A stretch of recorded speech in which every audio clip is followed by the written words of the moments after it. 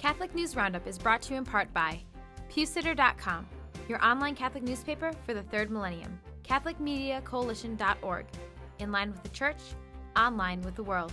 And TheAmericanCatholic.com, politics and culture from a Catholic perspective.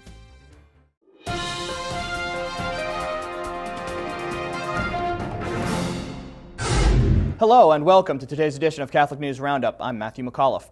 Poland moving to ban abortion. Pro-lifers have come to Parliament with their guns loaded after an immense grassroots campaign to totally purge the country of abortion.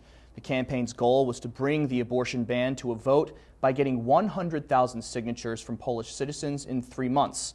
The effort actually netted 600,000 signatures in 2 weeks. Once the bill was brought to a vote, the Communist Democratic Left Alliance Party challenged it, only to be gunned down by a 254 to 151 count in favor of the pro-life bill.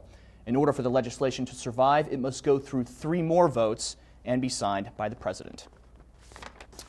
God banned from military burial. The Department of Veteran Affairs, or the VA, and its director of Houston National Cemetery are not allowing military personnel to invoke God's name when comforting grieving families. In March, Arlene Ocasio, the funeral director, told the Honor Guard Junior Vice Commander that he could not say, quote, "May God grant you grace, mercy, and peace" to family members of the deceased. Critics are deeply disturbed that the chapel isn't even available for use anymore and has been turned into a storage facility. Additionally, the VA tells families they must submit prayers they plan to say at a funeral to the government for approval, as well as forbidding the mention of God at its services. The Liberty Institute, a nonprofit group dedicated to the protection of freedom and family, has amended one suit it has filed against the VA to include its latest violations of free speech. People are encouraged to email the VA to ask them to stop violating our nation's constitutional rights. For more information on this story and instructions on contacting the Department of Veterans Affairs, please visit our resource page by clicking on the link right over here.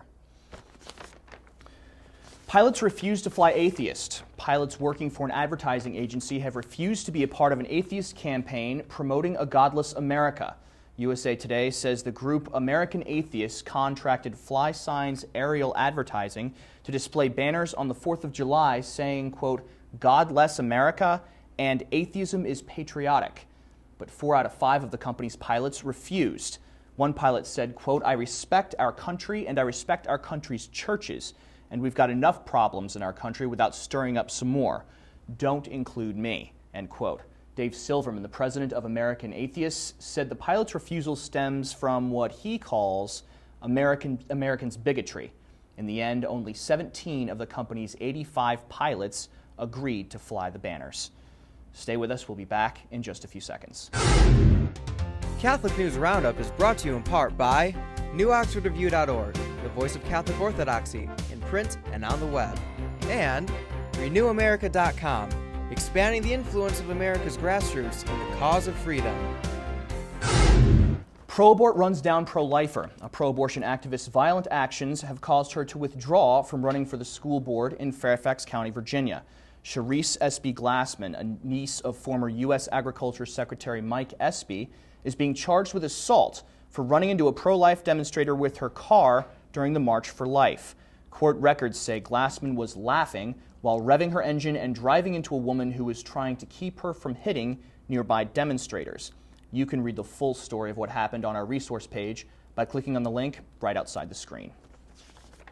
Almost a saint. An incident has been proposed to the Vatican that could take Pope Pius XII one step closer to canonization. An Italian woman named Maria Esposito prayed to Venerable Pius XII after he appeared to her husband in a dream and was cured of stage 4 Burkitt's lymphoma after one 6-week cycle of chemo. Because of her cancer, Maria had wasted away to a skeleton of 90 pounds, leaving her doctors amazed at the speed of her recovery, and Maria convinced her cure was miraculous. The Associated Press says her bishop is not so sure this was indeed a medically inexplicable event, but she is going over his head and has sent her case directly to the Vatican for review. Father Peter Gumpel, the Jesuit historian who is heading up the case for Pius' sainthood, says the case is under review, but he is non-committal. Please read the full story on our resource page by clicking on the link right over here. I'm Matthew McAuliffe. Thanks for tuning in. Be sure and tune in tomorrow for your daily dose of Catholic News Roundup right here on RealCatholicTV.com. And be sure to check out The Vortex today, where Michael explains how the Irish show us that Catholics should be different from the rest of the world. Thanks for tuning in. Be sure and tell all your friends about us. And as always, God bless.